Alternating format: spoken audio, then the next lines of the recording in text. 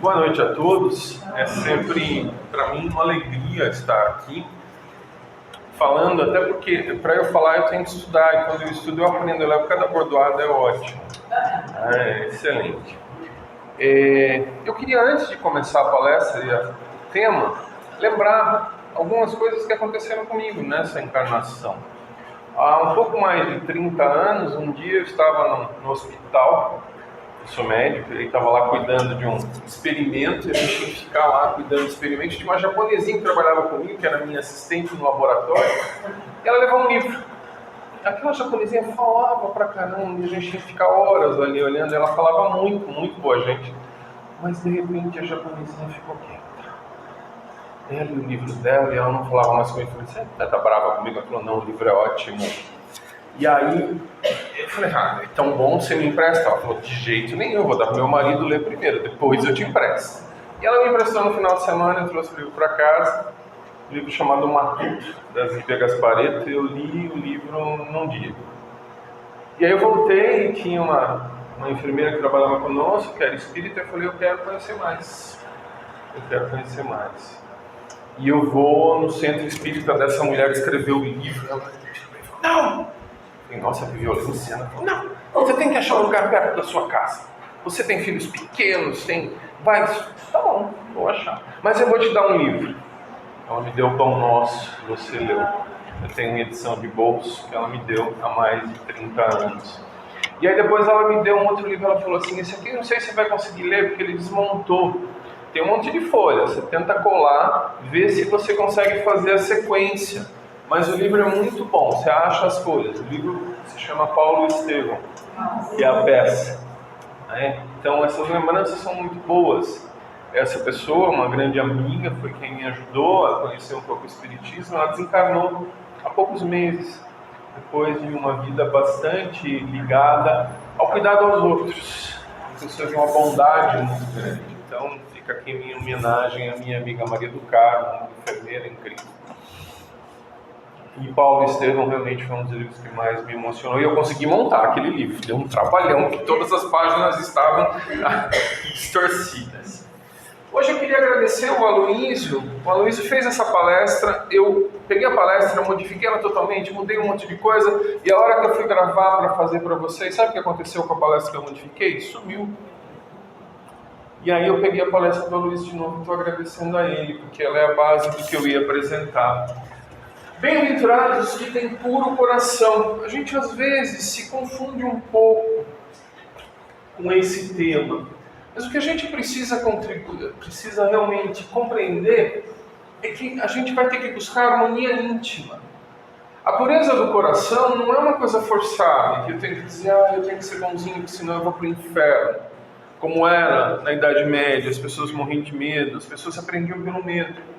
Mas agora, inclusive depois que Kardec escreveu o Livro dos Espíritos, basicamente, mas o Evangelho mais ainda, a gente vai perceber que agora eu não tenho mais que agir por medo, mas agir muito mais porque é lógico.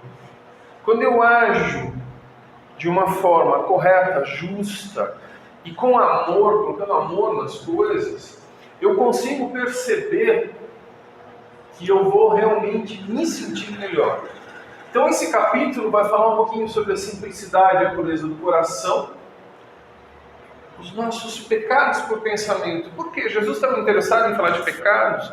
Não, ele estava interessado em nos explicar o que nós precisamos aprender no controle dos nossos pensamentos. Os pensamentos são energias muito importantes. Muito importantes. E nós às vezes não percebemos. Nos meus pensamentos, eu estou me relacionando com os outros, inclusive. Meus pensamentos não ficam só presos no meu cérebro. A gente tem mania de achar que o pensamento está no cérebro. Não está no cérebro, ele está no meu espírito e ele vai mover uma grande energia. Eu preciso aprender a olhar para os meus pensamentos. Antes de qualquer coisa, a gente tem que falar de amor. É muito difícil. Nós estamos acostumados a usar muito a palavra amor de uma forma corriqueira, mas às vezes a gente não pensa em que sentido nós estamos usando. Os gregos têm 7 palavras para falar de amor. 7. Ah, uma delas é o amor eros, que seria o amor que a gente está acostumado a ver nos romances, né? O amor do casal que se apaixona, é a tal da paixão. Tem o amor, deixa eu lembrar, são vários os amores, mas é o amor eros, o amor próprio. Então uma das palavras é o amor próprio, não estou lembrando a palavra em grego, porque grego também é difícil, né? Mas é o amor próprio. A outra palavra é o amor familiar. O amor familiar é diferente para os gregos. Por quê? Porque ele é um pouco egoísta, de certa forma. Porque ele está ali, eu amo porque é da minha família. Existe também o amor que eles chamam de filia, que é um amor com uma certa necessidade. A gente está acostumado a pensar nisso em palavras que a gente usa corriqueiramente. Por exemplo, tem uma doença chamada hemofilia, a pessoa precisa de sangue. Então ela tem esse amor, essa necessidade, é um amor necessidade, que também não é esse amor puro. Mas o amor que a gente vai pensar aqui é o amor que os gregos chamavam de ágape, que é o amor por todos, sem nenhuma condição. Então a gente vai ter que olhar para esses todos os amores que a gente vai no dia a dia também, quer dizer, o amor pelos meus gostos, pelas coisas que eu gosto, o amor familiar, o amor próprio. O amor próprio é uma coisa que eu vou fazer um parênteses, porque tem gente que acha que amor próprio tem que ser orgulho, não é de forma nenhuma. Amor próprio é eu me dar a importância devida, mas não achar que eu sou melhor do que ninguém. Então, não confundir amor próprio com orgulho e pedantismo. Tem gente que acha que amor próprio é virar pedante. Aí é muito chato. Então, esse amor ágape, ele vai colocar muito mais o nosso amor em relação a todos, sem nenhuma condição. Eu não vou amar a pessoa porque ele é da minha família, é sangue do meu sangue, porque ele gosta do que eu gosto, porque eu tenho uma paixão. Eu vou amar porque eu aprendo a amar a todos. Tem uma frase que é muito bonita, eu não vou lembrar o autor agora, eu acho que foi Churchill, se não me engano, na guerra, ele colocou assim: se você entrar em algum lugar onde não exista amor, emane amor e vai existir amor. Então a gente começa amando, não interessa o que o outro está fazendo. Então o amor é basicamente o que nós vamos precisar, porque o amor, esse amor ágape, claro, é o amor da emanação divina, é o amor que vem, que nós recebemos gratuitamente e que nós podemos distribuir. É o amor por todos, sem condições. E ele está por toda, a Shérida coloca inclusive, por toda a vastidão do universo. A energia do amor é a energia que move mais os espíritos em direção à evolução. Isso é muito importante. Então ela termina dizendo o seguinte: aprendemos, pois, a nos amar incondicionalmente uns aos outros e a nós mesmos, como Cristo nos tem amado. Que nós possamos cada vez mais amar os outros sem condições. Eu não vou amar só quem sorri para mim, eu não vou amar só quem concorda comigo, eu não vou amar só quem se veste do jeito que eu gosto que se vista. Eu vou amar todos. Mas lembrando que amar não tem nada a ver com aquele, por isso que eu citei os gregos, com aquele amor eros, que fofurinha, nada disso. O amor ágape, que é o amor incondicional, é o amor que às vezes exige que se diga não. É o amor que às vezes exige que eu faça uma crítica, não ficar criticando o tempo todo também, que ninguém merece, mas que eu diga: olha, eu acho que você está seguindo um caminho que não é o ideal. Vou ter que aprender também a fazer críticas com amor. Então a gente vai ter que entender esse amor. Tinha inclusive um quadro aqui, quando eu me sentei, que era: deixe vir as minhas criancinhas. Por que? Porque Jesus gostava muito de criança? Não, porque ele estava usando algo que as pessoas naquela época já sabiam, da pureza da criança. Nós todos já fomos crianças, hoje a gente tem muita raivinha, muita magoinha, né? Todo mundo tem mágoa, raiva, tal. A criança, a mágoa da criança dura quanto tempo? 2 minutos. Ou até o próximo dedinho que se aproxima, né? Então, o que Jesus estava dizendo é o seguinte: deixe vir as minhas criancinhas, porque a gente vai ter que aprender a agir com as crianças. a agir de uma forma que eu acabei de brigar, estou com raiva, de repente, vamos comer pão. Vamos comer pão.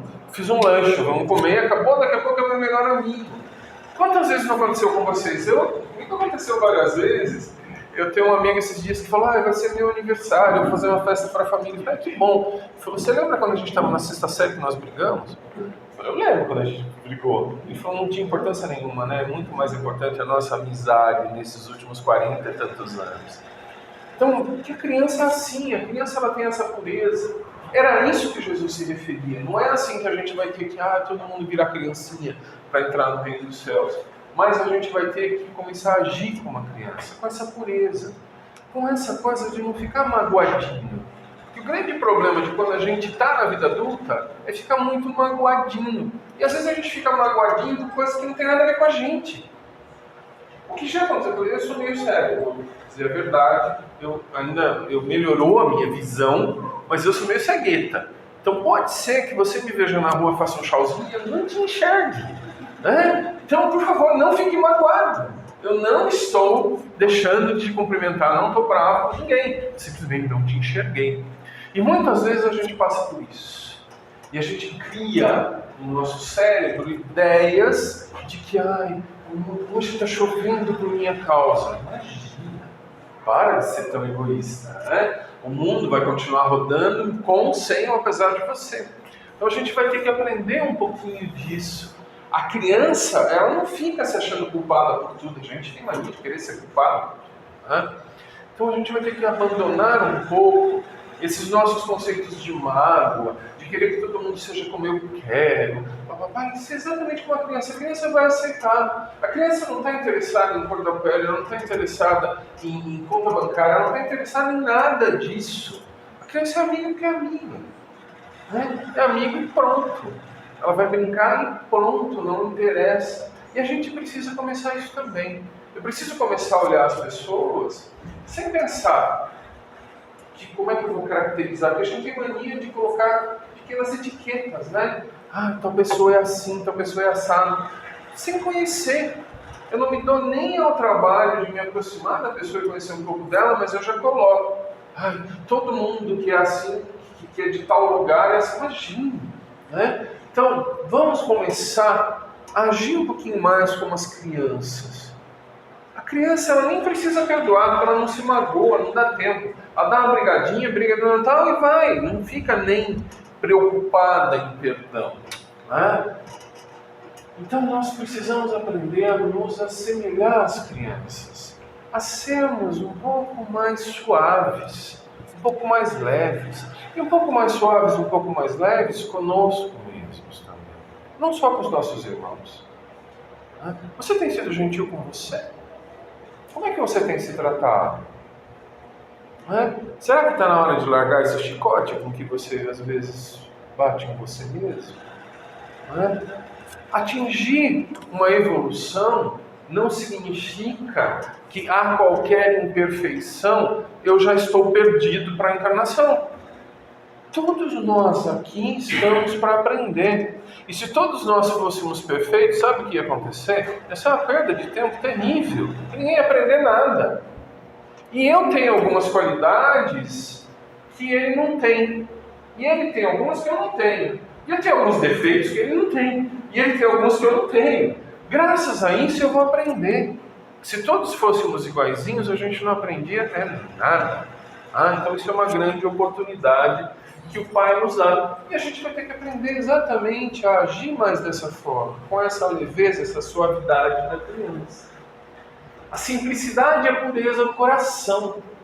Vamos começar a ser mais simples.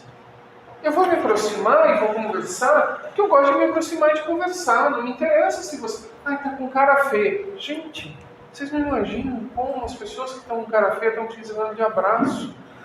A maioria das pessoas que estão com cara feia, com cara fechada, está precisando muito de um abraço, está precisando muito de um ouvido para escutar algumas coisas. Quem está com cara feia, geralmente, faz isso para afastar as pessoas que quer afastar porque está precisando muito das pessoas.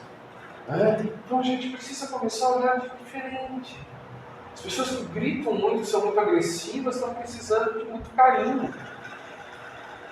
E a gente às vezes não percebe isso. O grito, a agressividade, muitas vezes é o grande pedido de socorro. Tá? A gente vai ter que aprender isso. E a criança faz isso. A criança, às vezes você está num grupo de crianças, uma começa a brigar, mas as outras vão lá e todas abraçam, brincam, vamos jogar bola. E a gente vai ter que aprender isso também. Aquele que é puro de coração é um homem que se despiu das suas mazelas. Né? Então, por exemplo, ele não está muito preocupado com a doença do corpo, com a doença da alma. Mas eu lembro de conto sempre de uma paciente que eu conheci, a Marisa. Ela tinha uma doença muito séria, e um dia eu cheguei lá, todo com uma cara assim, pelo amor de Deus, porque coitada, né? Eu fiquei todo imaginando que ela devia ter dores, que eu tinha lido. E eu cheguei e falei, bom dia. Ela falou, nossa, você está com uma cara feia, precisa de ajuda? Eu achei que você tinha dor. Ela falou, claro que tem, você já não leu que eu tenho dor? Mas isso não é o mais importante da minha vida. A minha vida é muito mais do que a minha dor. Para de falar disso. Aí no dia seguinte eu cheguei e falei, você está com dor? Ela falou, escreve aí que eu estou com dor, mas não é o importante, vamos fazer outras coisas. E a gente começou a levar, em cadeira de rodas, ela levava mensagens para os outros pacientes. Então a gente vai ter que aprender isso, que a gente vai ter que se desapegar, inclusive, das doenças do corpo. Como é que você está? Estou tão malzinho, estou com tanta dor. Gente, eu só perguntei para ser simpático.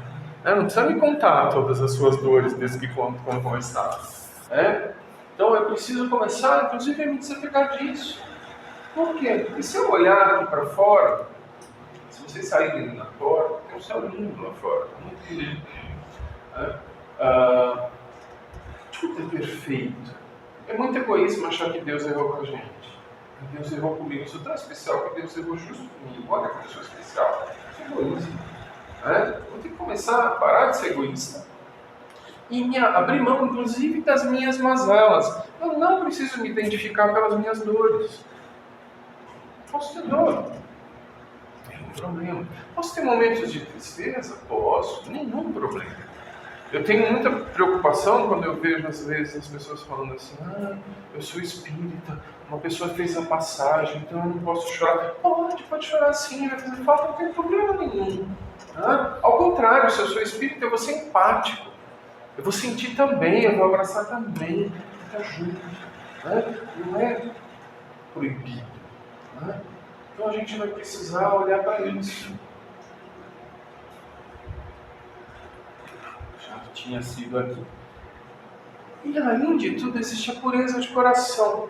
A gente está sempre pensando, puxa, eu preciso melhorar meus pensamentos, eu preciso evoluir, é verdade. Mas eu gostaria muito que nós todos chegássemos num ponto em que a gente não precisasse pensar em mais nada. Em que isso fosse natural no nosso dia a dia, que fosse natural dar bom dia, que fosse natural sorrir para as pessoas, que seja o mais natural possível, perguntar se eu posso te ajudar em alguma coisa, mesmo que não pareça que você precisa. Mas perguntar também de um jeito não muito chatinho. Eu me lembro uma vez que eu trabalhei em um grande hospital, e todo o setor de informática desse hospital era feito por pessoas que não tinham visão. Eram todos deficientes visuais e eles trabalhavam. E um deles uma vez chegou, ele estava com aquela bengala para si. E eu, muito besta, virei para ele e falei, você quer alguma ajuda? Ele falou, se eu precisasse, eu pediria. Eu trabalho aqui, talvez você precise de ajuda, eu não estudei. Então, às vezes, eu preciso também ter uma humildade, me colocar à disposição, mas também não ficar insistindo. Porque às vezes a pessoa não precisa. Sou eu que estou imaginando. A gente deve se habituar a trocar os vícios pelas virtudes. Isso significa que cada um de nós deve se analisar muito. Nós devemos, talvez mais de uma vez por dia, parar um pouquinho e falar, como que eu fui hoje? Eu cometi erros. Cometi, por quê? Onde é que estão esses erros? Como é que eu posso melhorar esses erros? Eu acertei. Poxa, como é que eu posso acertar mais? Como é que eu posso... E mais do que tudo, às vezes eu preciso me elogiar também. Falar, pô, que bom, eu acertei. Porque às vezes a gente acerta também. Muitas vezes. Então, muito importante. Se as pessoas parassem de cometer maldades, ele diz, inclusive por pensamento, mudaria muita coisa. Então não adianta nós termos o que era chamado no Evangelho de sepulcros caiados. O que são sepulcros caiados? São túmulos que por fora são muito bonitinhos e brancos, mas por dentro contém um cadáver em putrefação. O que é um sepulcro caiado? Aquela pessoa que fala manso, mas é muito boazinha.